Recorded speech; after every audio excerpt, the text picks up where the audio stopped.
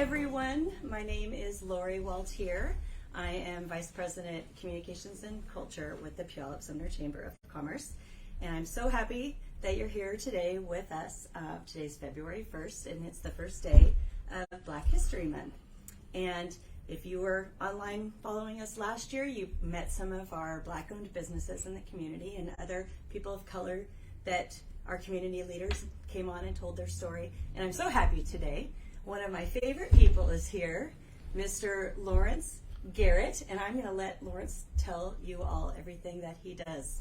Well, I believe her first and foremost. When she says I'm one of her favorite people, this is live, it's on camera, so we gotta hold to that. Is that right, Lori? I guess so, yeah. All right, cool. Well, so, we bonded over footwear. There we go. You know, yes. I've got the 828 shoes on right now, by the way. That's the name of my firm.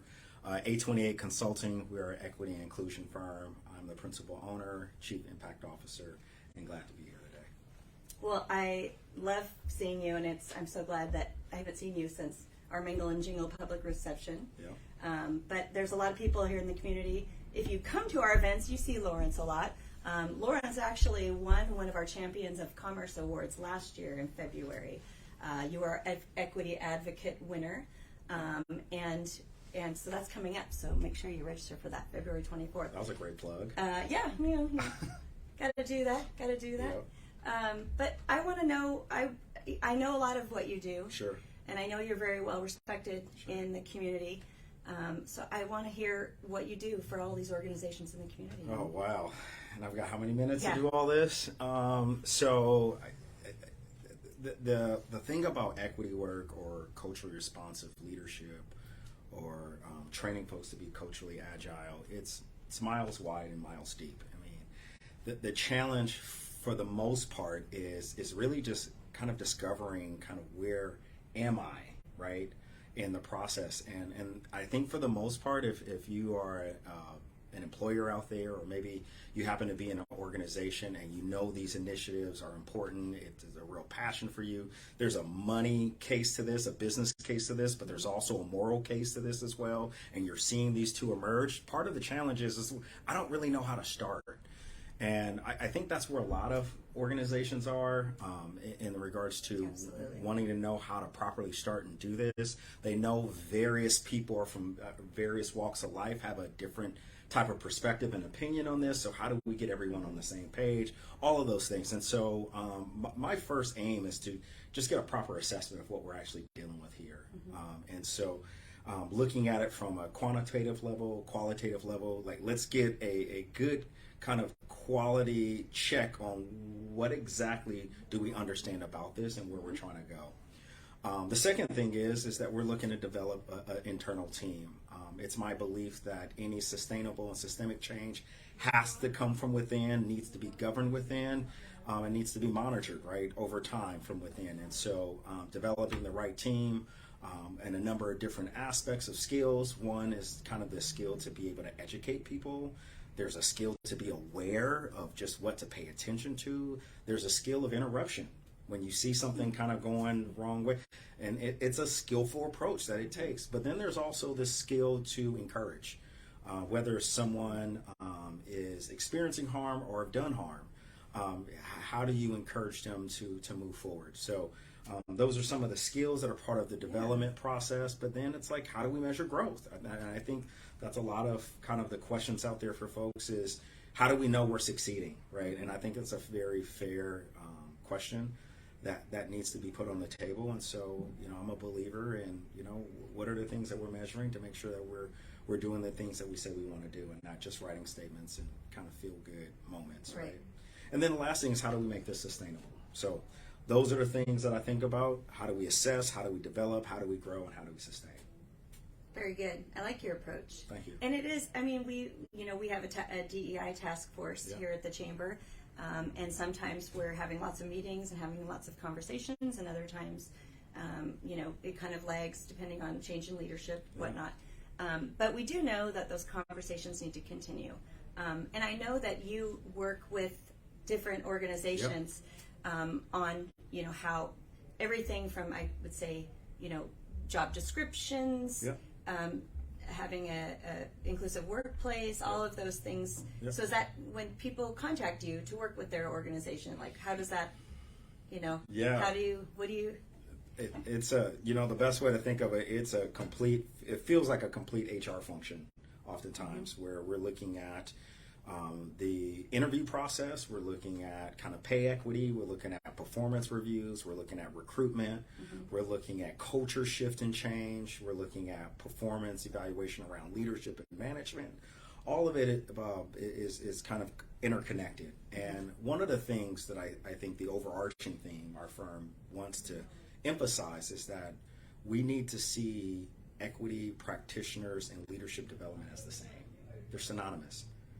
And I've got a little bit of gray hair, so I can kind of revert back to the 90s. Don't go there. But, if you remember, Lori, in the 90s, there's this big urge and push of talking about servant leadership, right? Yeah. And then it moved into the 2000s. Well, here's the thing. If you're not talking about equity, you're not talking about servant leadership. At least you're not being honest about it, right? And so I think what happens sometimes where the resistance and the kind of pushback comes in is that folks tend to think, folks who are in this kind of market or in this field, is that we're choosing preference over performance, or we're choosing preference over current outcomes of production, but it's really the other way around.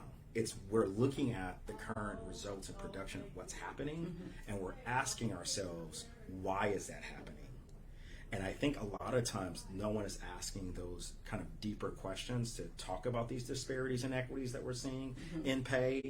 You think any sector, right? Any sector. You take our criminal system, you take our healthcare system, you take our economic system. No one's asking these deeper questions to why, right? Why are these happening? And so my aim is to essentially reverse engineer this in a way to get to deeper questions and solutions that provide opportunity and access, and oftentimes a shift in power and the way decisions are being made.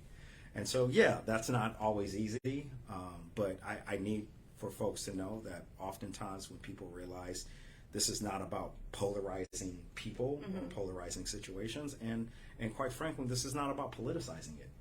This is really a humanitarian issue.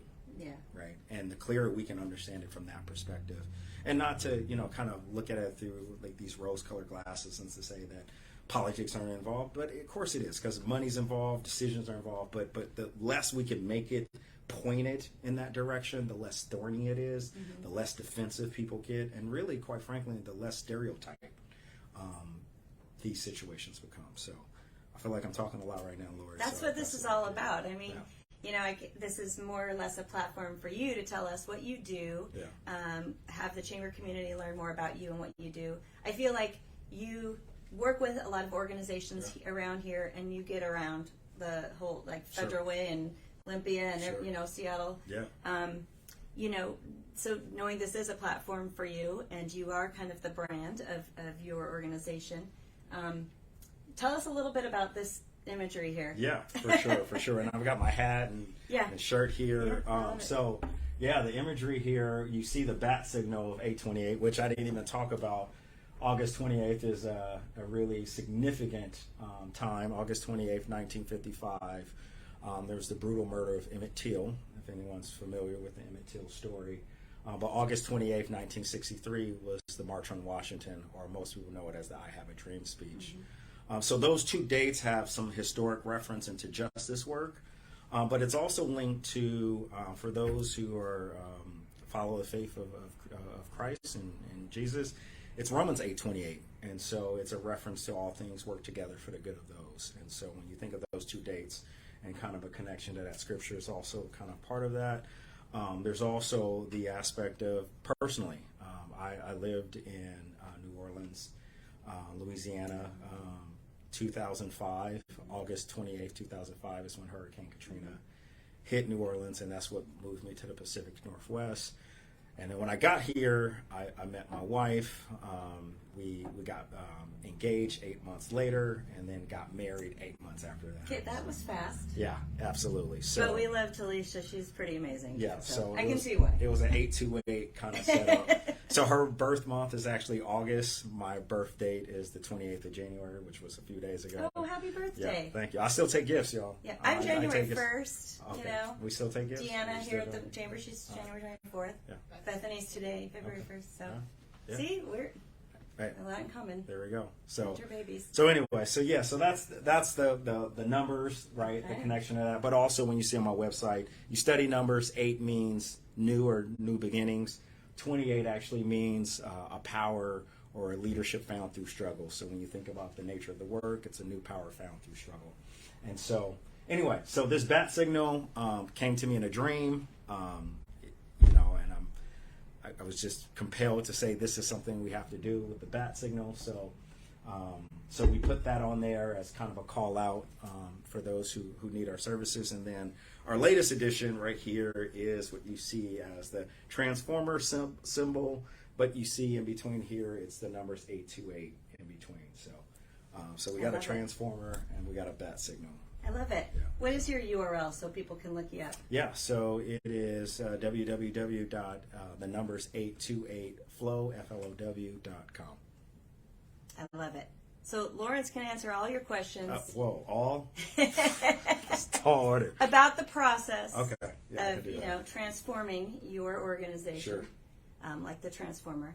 And it's been a pleasure working with you. And before we wrap up, I have to ask you course. one more thing. Sure. We're very proud of our team here at the Chamber. And we have a team of 6, and we're small but mighty. Yeah. And Lawrence says, because he's worked with a lot of organizations, you had a sense about our team being Sure. a Yeah. high-performing, great team, and Yes. some insights. Yes. And so you're gonna plug the Chamber for a minute. Is that what's going to happen right now? So, disclaimer, if you've seen the recorded video of me sharing my thoughts and insights about It's this. audio only. And I Okay. can't hear you. We Well, will. I was in a moment, like it was a in the flow moment. So I don't know if I'm going to measure up to the same caliber, but what does stick with me because it's consistent and it's real and it's true, is that very rarely am I part of teams where the first thing I'm paying attention to is who's taking up space and who needs to kind of center themselves in regards to work. So looking for kind of like an ego-driven atmosphere is what I pay attention to, and there's none of it here. And that's what's amazing when I first watch. Everyone knows their skill set, everyone knows their ability, no one is looking to step over each other.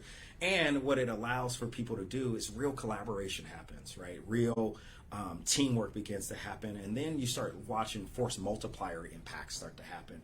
And so I had to share that because I'm like, it's rare that you see that. I think the second thing is too, you have a lot of fun with each other. You know how to laugh at yourselves and laugh at each other in a way. But the other key element that is, and anyone who's read 5 Dysfunctions of a Team, right? We talk about trust, but you're able to give feedback, right? You're able to have the tough conversations as well. And so it's rare for you to find a non-ego driven work environment where people genuinely celebrate each other and yet can still have meaningful tough conversations when it's necessary in order. And I think here's the key of it all is that they're truly member centered. They're community centered. So when it's not about you, it's not about where you're trying to go or what you're trying to do. It's really about the betterment of the greater goal. It really shows up in the day-to-day behaviors and actions of those who are here. So there you go. Well, that makes us feel good. Yeah. That makes us feel really good, and we definitely all have a passion for serving our members and our community at large. So thank you for tuning in and meeting Lawrence. And, stay tuned all month long. We're going to be spotlighting some Black-owned businesses and notable people of color in our community. So can we also share we did this like on the spur, like in the moment, like we're doing this right now. That's how we do it. That's how we roll. Peace.